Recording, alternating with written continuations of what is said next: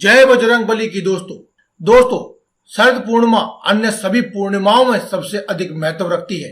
इस दिन आकाश में चंद्रमा अपनी संपूर्ण 64 कलाओं से विद्यमान होता है और बहुत ही खूबसूरत दिखाई देता है। शरद पूर्णिमा को बहुत ही खास माना जाता है क्योंकि माना जाता है कि इस दिन माता महालक्ष्मी स्वयं विचरण करती है धरती पर। आज की इस वीडियो में हम आपको 15 ऐसी बातें बताने वाले हैं जिनका आपको शरद पूर्णिमा के दिन विशेष रूप से ध्यान रखना चाहिए ताकि आपके घर में भी सुख शांति और समृद्धि आए और किसी भी प्रकार से आप माता महालक्ष्मी का अनादर ना कर सके, ताकि वह आपसे कभी रुष्ट ना हो और आपके घर में हमेशा ही विद्यमान रहे। तो दोस्तों आइए जानते हैं वे 15 बातें जिन्हें आपको ध्यान में रखना चाहिए और माता महालक्ष्मी को हमेशा प्रसन्न करके अपने घर में विराजमान रखना चाहिए। इससे पहले बस आप कमेंट बॉक्स में एक बार लिख दें जय बजरंगबली, जय माता दी। दोस्तों शरद पूर्णिमा को आपको बिल्कुल भी देरी से नहीं उठना चाहिए। सबसे पहली बात तो यही है, इस दिन आपको बिल्कुल भी देरी से नहीं उठना चाहिए। अगर संभव हो तो आपको ब्रह्म मुहूर्त में उठ जाना चाहिए। अक्सर लोग देखा गया है कि उठने के बाद अपना मोबाइल या फिर अन्य कार्यों में व्यस्त हो जाते हैं। इसकी बजाय आपको सुबह उठने के बाद अपने नित्य कर्मों से निवृत्त हो जाना चाहिए और सुबह जब भी आप जल्दी उठ जाएं तो आपको स्नान आदि करके स्वच्छ हो जाना चाहिए। यह भी देखा जाता है कि व्यक्ति अक्सर देरी से उठते हैं या फिर जल्दी भी उठ जाएं तो स्नान आदि करने के बाद वे अपने पुराने कपड़े ही धारण कर लेते हैं। इसके विपरीत शरद पूर्णिमा के दिन आपको स्वच्छ वस्त्र ही धारण करने चाहिए और अपने आराध्य देव को नहा धो करके उन्हें भी स्वस्थ वस्त्र वेशभूषा अवश्य ही पहनानी चाहिए। अगर आप अपने आराध्य देव, जिसको भी आप अपना आराध्य मानते हैं, अगर उनकी आप तस्वीर का इस्तेमाल करते हैं तो आपको बाजार से जनेऊ लाकर उन्हें धारण करवा देना चाहिए। शरद पूर्णिमा की रात बहुत ही खास होती है, वहीं पूरा दिन भी बहुत ही खास होता है। इसीलिए जिस किसी भी भगवान को आप मानते हैं, जो भी आपके आराध्य देव हैं, उन्हें केवल नित्य पूजा ही नहीं, उन्हें इसके शरद पूर्णिमा के दिन उन्हें आसन भी देना चाहिए। इसके लिए आप एक लाल रंग का कपड़ा लें और जो भी तस्वीर या मूर्ति का इस्तेमाल आप करते हैं आप उसे बिछाकर उसके ऊपर उनकी तस्वीर मूर्ति आदि रखें और उसके बाद ही उनकी पूजा करें। पूजा करने के लिए अंब, आचमन, वस्त्र, गंध, अक्षत, फूल, धूप, दीप और कुछ भोग भी आप अवश्य लगाना चाहिए।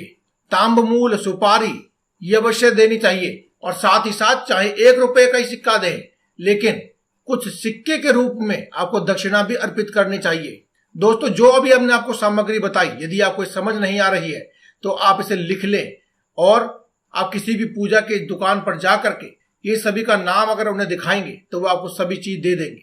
इसके अलावा दोस्तों गाय के दूध से बनी हुई खीर में घी और शक्कर मिला करके मीठी पूरियां से भगवान को आधी रात को भोग लगाना चाहिए। अगर आप इस दिन व्रत रख रहे हैं तो आपको इस दिन कथा भी अवश्य सुननी चाहिए और कथा सुनते वक्त 1 लोटे में जल और 1 गिलास में गेहूं भरकर रख लेने चाहिए। अगर आप व्रत नहीं भी रख रहे हैं और अगर आप पूजा करना चाहते हैं तो यह उपाय आप तब भी कर सकते हैं। इसके लिए बस आप 1 लोटे में शुद्ध जल भर लें और उसमें थोड़ा गंगा जल डाल करके उसे अपने पास रखें और 1 गिलास में गेहूं के दाने भर लें और उस गिलास के ऊपर और लोटे के ऊपर रोली से तिलक लगाएं और कुछ चावल का चढ़ावा दें।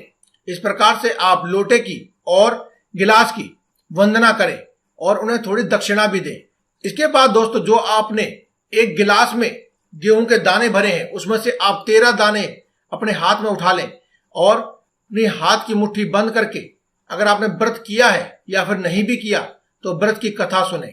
जब कथा पूर्ण हो जाए तो आप गिलास के ऊपर अपनी बंद मुट्ठी को 5 बार घुमाएं और जिस किसी से भी आपने कथा सुनी है उसके चरणों को स्पर्श करते हुए यह गेहूं का गिलास और वह 13 दाने गेहूं के उन्हें अर्पण कर दें और जिस लोटे में आपने गंगा जल डाला था उस लोटे से आपको रात को चंद्रमा को अर्घ देना है और उसी में थोड़ा सा जल बचा ले और बाकी बचे हुए जल को अपने पूरे घर में छिड़क दे। चंद्रमा का अर्घ देने से उसमें माता लक्ष्मी के कण विद्यमान होते हैं। माता लक्ष्मी का आशीर्वाद और चंद्र देवता का आशीर्वाद आता है, इसीलिए इसे पूरे घर में छिड़कना अनिवार्य होता है। इससे पूरे घर पर, आपके घर में माता लक्ष्मी का और चंद्र देवता का आशीर्वाद हमेशा के लिए बना रहता है और हमेशा के लिए लक्ष्मी आपके घर में विद्यमान रहती है। अंत में सभी श्रद्धालुओं को प्रसाद भी अवश्य वितरण करना चाहिए। चांद की रोशनी में सुई में धागा अवश्य पिरोना चाहिए।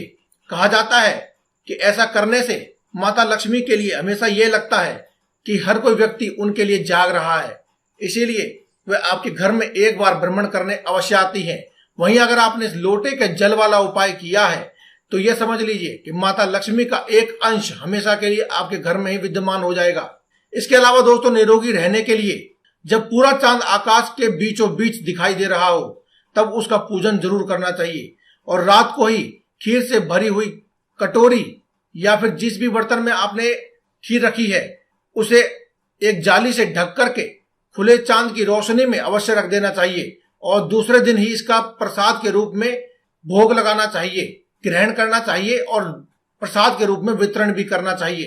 तो दोस्तों, ये थी वे कुछ बातें जिनका आपको खास रूप से ध्यान रखना चाहिए, वरना आपको माता लक्ष्मी का पूर्ण आशीर्वाद प्राप्त नहीं होता है। तो दोस्तों, आज की इस वीडियो में केवल इतना ही। कल फिर आपसे मुलाकात होगी एक और नई वीडियो के साथ। तब तक के लिए दें में इजाजत। धन्यवाद। कमेंट बॉक्स में लिखते रहें जय माता दी, जय बजरंगबली।